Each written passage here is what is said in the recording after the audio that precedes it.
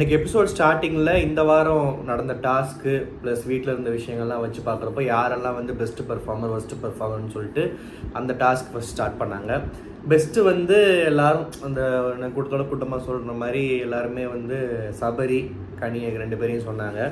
Sabari okay, அவராவது physical task நல்லா விளாண்டாரு, கடைசி வரைக்கும் வந்தார். ப்ளஸ் வீட்லேயுமே பெருசாக யாரும் வம்பு தும்புக்கும் போகாமல் ஒரு மாதிரி பேலன்ஸ்டாக வேலை பார்க்குறது, சில இடங்களில் நல்லா பேசுகிறது, ஓரளவுக்கு ஒரு ஓவரால் பெர்ஃபார்மர்னு சொல்லலாம்.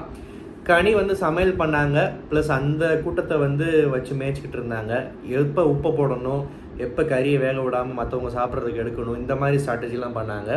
இருந்தாலுமே வீட்டுக்கே ஒரு ஒரு ஒரு அர்ச்சனா மாதிரி ஒரு அன்பு கேங்குடைய 2.0 வருஷனுடைய தலைவி மாதிரி, அதாவது இவங்க ரொம்ப அன்பு கேங்குன்னு நெஞ்ச நக்கலை கிட்டத்தட்ட, ஆனால் ஒரு கூட்டத்தோடு பார்க்குறப்போ அந்த மாதிரி சில வைப்ஸ் எல்லாம் கொடுக்குது. அந்த மாதிரி ஒரு தலைவின்றனால எல்லாருமே வந்து கனி அக்கா அப்படின்னு சொல்லிட்டு அவங்க பேர் சொல்லிட்டாங்க. ஸோ பெஸ்ட்டில் வந்து சபரி அண்ட் கனி. ஒர்ஸ்ட்டில் வந்து பார்த்தீங்கன்னா எந்த 2 பொண்ணுங்க வந்த வேலையை விட்டுட்டு வேறு வேலையை பார்த்துக்கிட்டு இருக்கோ கரெக்டாக அந்த 2 பொண்ணுங்க, ஆதிரையும் அரோராவும். அதில் ஆதிரைக்கு ஹைலைட் பார்த்தீங்கன்னா குத்துனதே யாருன்னு பார்த்தா அவன் தான்.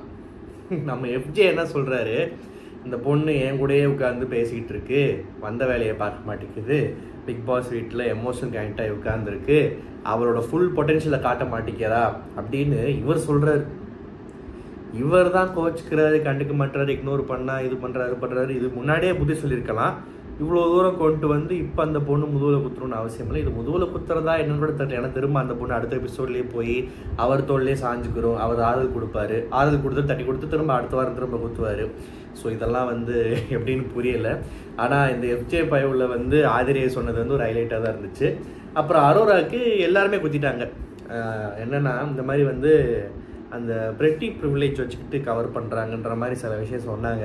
அது அவங்களே வந்து அதை ஏன் அப்படி சொல்கிறாங்கன்னு தெரில, நான் யாரையும் போய் செடியூஸ்லாம் பண்ணலை அப்படின்னு இவங்களாம் வாய் விட்டுக்கிறாங்க.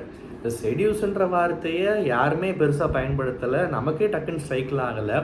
இந்த பொண்ணாக போய் ஏன் இப்படி இந்த வார்த்தையை பயன்படுத்தி மாட்டேங்குன்னு தெரில. ஏன்னா யோசிச்சு பார்த்தா உள்ளுக்குள்ளே துஷாரை வந்து இந்த பொண்ணு செடியூஸ் தான் பண்ணிக்கிட்டு இருக்கு, அது ஊர் உலகத்துக்கே தெரியும், நியூஸ் சேனல் வரைக்கும் அதை தான் பேசிக்கிட்டு இருக்காங்க.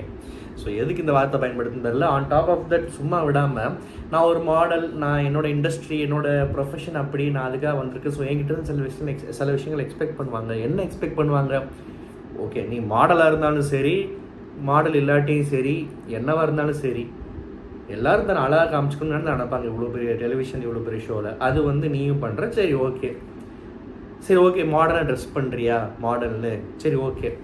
ஆனால் மாடல்னால் ஒருத்தனை சமாதானப்படுத்துறதுக்கு கக்கூஸ்குள்ளே கூப்பிடணும், ஸ்டோர் ரூம்குள்ளே கூப்பிடணும், ஸ்க்ரீனுக்குள்ளே போகணும் அப்படின்னு சொல்கிறதும், அந்த மாதிரி நெருக்கமாக பழகிறதும், டபுள் மீனிங்லேயே பேசிக்கிட்டு இருக்கிறதும், இதெல்லாம் வந்து மாடலுக்கு உண்டான குவாலிஃபிகேஷன்ஸாக என்ன ரெஸ்யூமில் இதெல்லாம் இருக்குமா என்ன? இதனால் மற்ற மாடல்ஸ்க்குலாம் என்ன அப்படின்ட்டு அவங்கெல்லாம் இதை எப்படி பார்ப்பாங்கன்னு தெரில. ஸோ ஒரு மாதிரி ஒரு ப்ரொஃபஷனை சொல்லி நான் இப்படி தான் சொல்கிறது வந்து ஏற்றுக்கும்படியாக இல்லை. அண்ட் இதுக்கு ஆதிரை கூட பரவாயில்ல, அதுக்கப்புறம் அமைதியாக இருந்துச்சு. அப்புறம் இந்த கதை சொல்லும் டாஸ்கில் இன்றைக்கி கமருதீனோட ஸ்டோரி ஆரம்பத்தில் லைட்டாக பாலாஜி முருகதாஸ் வாட அடிச்சது, பிகாஸ் அப்பா குடும்பக்காரவர் அப்படின்னு சொல்லிட்டு கடைசியில் அம்மா வந்து நல்ல கேரக்டர்னு சொல்லிட்டாரு. ஸோ அப்போ அங்கே வந்து அது கட்டாயிருச்சு, ஓ அப்படி இல்லை இது வேறு கதை போல் அப்படின்னு சொல்லிட்டு. ஓகே, அப்பா இப்படி இருந்தார், அப்பா மேலே நிறைய தப்பு இருக்குது, அப்பா அப்புறம் இப்படி ஆனார், அப்புறம் அப்பா இறந்து போயிட்டார், சரி ஓகே. அம்மா நல்லா வளர்த்தாங்க, அப்பா இல்லாத பையனாக வளர்கிறப்போ நிறையா கஷ்டங்களை பார்த்தாரு, சரி ஓகே. அதுக்கப்புறம் வந்து லவ் பண்ணார், அந்த பொண்ணு வந்து மீடியா ஆளுன்னு சொல்லிட்டு விட்டு போயிடுச்சு, சரி ஓகே. அப்புறம் வந்து இன்னொரு பொண்ணை அதே ப்ரொஃபஷனில் இன்னொரு பொண்ணு டேட்லாம் பண்ணியிருக்காரு, லவ் பண்ணியிருக்காரு, அந்த பொண்ணும் செட் ஆகலைன்னு சொல்லிட்டு விட்டுருச்சு. ஆதிரையை பார்த்தே பேசிகிட்டு இருந்தார். நான் கூட அந்த பொண்ணு ஆதிரையோன்னு நினச்சி ஒரு நிமிஷம் ஷாக் ஆகிட்டேன். ஆதிரையெல்லாம் இருந்துச்சுன்னா என்ன கருமாந்திர சீசன்றா இதுன்னு நான் கேட்டிருப்பேன். ஏன்னா ஆதிரைக்கு வெளியே ஒரு பாய் ஃப்ரெண்டு, உள்ளுக்குள்ளே எஃப்ஜே, இங்கிட்டு கமருதீன், யோசிச்சு பாருங்கள் எப்படி இருந்திருக்குன்னு சொல்லிட்டு. ஆனால் ஆதிரை இல்லையா, யாரோ ஆதிரையோட ஃப்ரெண்டுன்றாங்க, அவங்க யாருன்னு தெரில. இன்னும் கொஞ்ச நாள் வெளியே வந்துடும், லேட்டு இப்போ கூட வெளியே வந்துச்சுன்னா கமெண்ட்டை சொல்லுங்கள், தெரிஞ்சுக்கலாம். இதெல்லாம் வந்து ஐஏஎஸ் ஐபிஎஸ் கொஸ்டின்ஸில் கேட்பாங்க, ஜென்ரல் நாலேஜ் தானே. ஸோ கமருதீனுடைய அந்த மீடியா ப்ரொஃபஷனல் எக்ஸ் யார் அப்படின்றத கமெண்ட்டில் தெரிஞ்சால் சொல்லுங்கள், அவரோட இருக்கேன். ஸோ அதனால் வந்து கமருதீன் அவர் சொன்னார், ஒரு ஸ்டோரி ஓகே, பெருசாக ஹைலைட்டிங்காக ஒன்றும் பெருசாக சுவாரஸ்யமாக இல்லை. ஆனால் ஆக்சுவலாக சுவாரஸ்யப்படுத்தணும்னு ரொம்ப ஃபேக்கெல்லாம் சொல்ல முடியாது. எல்லாரும் உள்ளது உள்ளபடி சொன்னால் போதும். ஓகே, கமருதீன் அவர் வாழ்க்கையை பற்றி சொன்னார். எல்லோரும் நல்லவங்க, பிக் பாஸ் வீட்டில் நம்ம யாருமே பெருசாக கெட்டவங்களாம் இல்லை, அவங்க ஸ்ட்ராட்டஜி வச்சு கேம் ஆடுறோம், பிக் பாஸ் பயன்படுத்தி எல்லாருமே வெளியே நல்லா தான் இருக்காங்க, ஸோ தைரியமாக கேம் ஆடுங்க அப்படின்னு கமருதீன் சொன்ன விஷயங்கள் ரொம்ப இம்ப்ரெசிங்காக இருந்துச்சு. எஸ், உண்மையாகவே வந்து இவங்கெல்லாம் வந்து யாரும் வெளியே வந்து கொலை கற்பழிப்புன்னு பண்ணிட்டு உள்ளே வந்து நம்ம வாயில் திட்டு வாங்கிட்டு இருக்கணும் அப்படிப்பட்ட யாரும் கிரிமினல் குற்றவாளிகள் கிடையாது. இது எல்லா சீசன்லேயும் நான் சொல்லுவேன், எவ்வளோ விமர்சனம் பண்ணாலுமே இன்கேம் கேரக்டர் வச்சு அவங்க ஆக்டிவிட்டீஸ் வச்சு ஒரு கேம் ஆட வந்திருக்காங்க, அதை எப்படி கையாளுறாங்க, அதில் அவங்க என்ன விஷயங்களை என்னவா வெளியே தர்றாங்க அப்படின்றத தான் நம்ம விமர்சனம் பண்ணுறோம். எப்படி சினிமாவில் வந்து ஒரு டேரக்டர் என்ன பண்ணியிருக்காரு, ஹீரோ என்ன பண்ணியிருக்கான், வில்லன் என்ன பண்ணியிருக்காங்க விமர்சனம் பண்ணுறோமோ, இது ரியாலிட்டி ஷோ கொஞ்சம் இன்னும் ரியலிஸ்டிக்காக விமர்சனம் பண்ணுறோம், அவ்வளோதான் வித்தியாசம். ஸோ கமருதீன் வந்து ஆனால் சில பேரை வந்து நம்ம என்ன தான் கேம்னு சொன்னாலும் வெளியவே பார்க்குறதுக்கு இவன்லாம் ஒரு மனுஷன், பிக் பாஸில் என்ன ஆட்டம் ஆடினான்னு சில பேர் சொல்ல தோணுது. பட் வேணாம், விட்டுரும், எதுக்கு பழைய கதையெல்லாம். ஓகே, ஸோ கமருதீன் இந்த பாயிண்ட் சொன்னது நல்லா இருந்துச்சு, எல்லாருக்கும் மோட்டிவேட்டிங்காக இருந்துச்சு, கைத்தட்டினாங்க.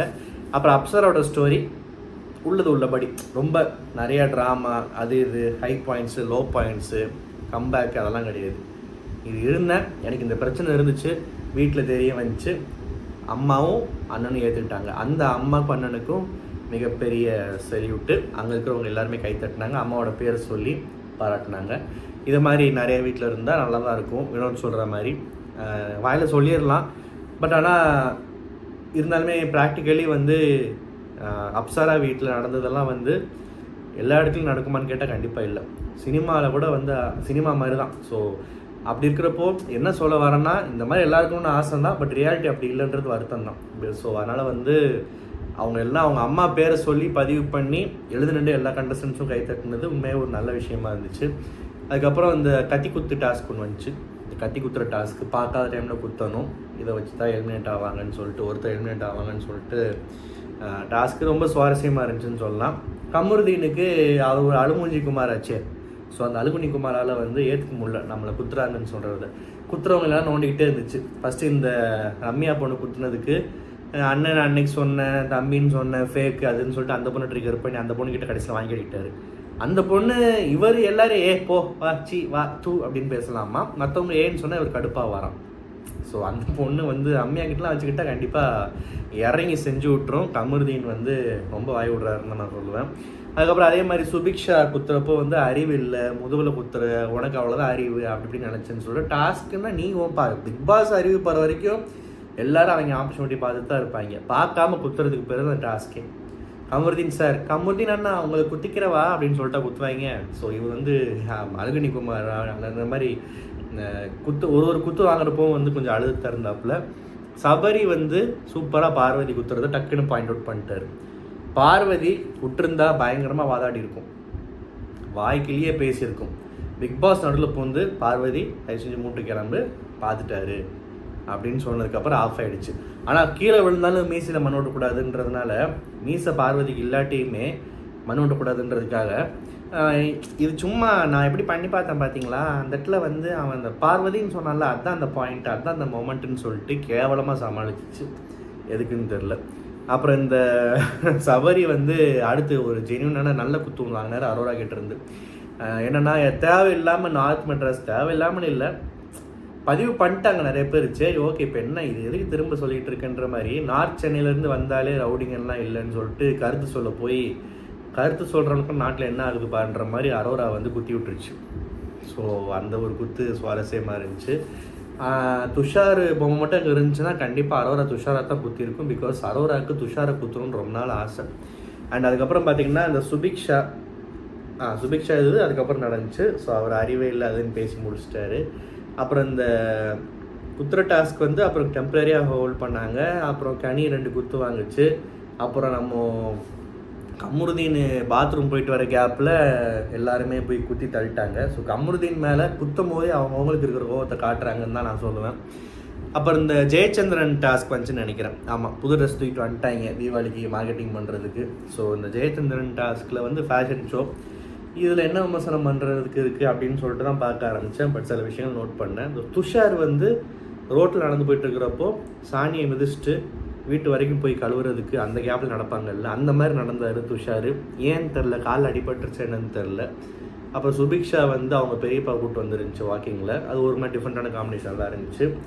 அண்டு கமருதீன் பார்வதியோட கெட்டப் வந்து இந்த வாடகைக்கு போய் மண்ணடியில் ட்ரெஸ் எடுத்துகிட்டு ஓசியில் பாய் பிரியாணி கல்யாணத்துக்கு சாப்பிட போன மாதிரி அந்த மாதிரி தான் அந்த கெட்டப் இருந்துச்சு. எனக்கு என்னமோ அது பார்க்குறப்போ காமெடியாக இருந்துச்சு, ஏன்னு தெரில. இந்த ஜோடியே ஃபஸ்ட்டு காமெடியாக இருக்குது, அது எனக்கு வந்து என்னமோ சிங்க் ஆகலை. இந்த ட்ரெஸ்ஸில் பார்க்குறப்போ இன்னும் காமெடியாக இருந்துச்சு. ஜெனியூனாக ட்ரெஸ்ஸையுமே விமர்சனம் பண்ணுங்கள், விமர்சனம் வந்தாச்சு அப்படின்னு சொன்னீங்கன்னா கெமியோட ட்ரெஸ் எனக்கு பிடிச்சிருந்துச்சு. கெமியும் விக்ரம் அந்த காம்பினேஷன் எனக்கு ரொம்ப பிடிச்சிருந்துச்சு. குறிப்பாக கெமியோட டாப்பு எனக்கு பிடிச்சிருந்துச்சு. அதாவது அவங்க ட்ரெஸ்ஸை நான் சொல்கிறேன். ஸோ அது ஏன் பிடிச்சிருந்துச்சுன்னா அந்த கலர் காம்பினேஷன் டிஃப்ரெண்ட்டாக இருந்துச்சு. சும்மா ஜிகுன்னு மின்னணுமேன்ற மாதிரி இல்லாமல் ஒரு கிளாஸி டச் இருந்துச்சு. ட்ரெஸ்ஸை பற்றி இவ்வளோ பேசுகிறேன், வீட்டில் இருக்கிறவங்க பார்த்தாங்கன்னா ஒரு நாளாவது ட்ரெஸ் எடுக்க வந்து பொறுமையாக உட்காந்துருப்பேன்னு அசிங்கமாக கழுவி ஊற்றுவாங்க. இதெல்லாம் வந்து பார்க்காத வரைக்கும் நல்லது. அப்புறம் வந்து வின்னர் வந்து ஆதிரையும் எஃப்ஜேயுமாமே. ஆதிரை ட்ரெஸ்ஸு ஓரளவுக்கு ஓகே இருந்துச்சு, கெமி அளவுக்கு இல்லாட்டியும். இந்த எஃப்ஜே ஏன் தான் மூக்கில் இந்த பிஞ்சு போன மோதிரத்தை மாட்டிக்கிட்டுறான்னு தெரில, நல்லா இருக்குன்னு யார் சொன்னான்னு தெரில. எஃப்ஜே கூட பரவாயில்ல, இந்த கனி திடீர்னு அதை போட்டு வந்துருச்சு. கனி வந்து ஒரு அவசரத்தில் கிளம்புன மாதிரி இருந்துச்சு, ப்ராப்பர் மேக்கப் இல்லையா, இதேவும் போட சொன்னால் முடி யார் செய்வாமல் இப்படி அனுப்பி விட்டா என்னன்னே புரியல. ஒரு லோ பட்ஜெட் சந்திரமுகி மாதிரி வந்து நின்றுச்சு கனி, அது ஏன்னு புரியல. ஆனால் ஓகே, ஆதிரை எஃப்ஜே வின்னர்ன்ட்டாங்க. என்ன கேட்டால் எனக்கு பிடிச்ச ஜோடி அந்த இடத்துல வந்து விக்ரமும் கெமி எனக்கு பிடிச்சிருந்துச்சு. ஸோ ஜெயச்சந்திரன் ட்ரெஸ் எல்லாம் ரிவ்யூ பண்ண வேண்டிய கர்மத்தில் உட்காந்துருக்கோம் நம்ம. ஓகே, தீபாவளி வைப் ஸ்டார்ட் ஆகிடுச்சு, லாங் வீக்கெண்டு.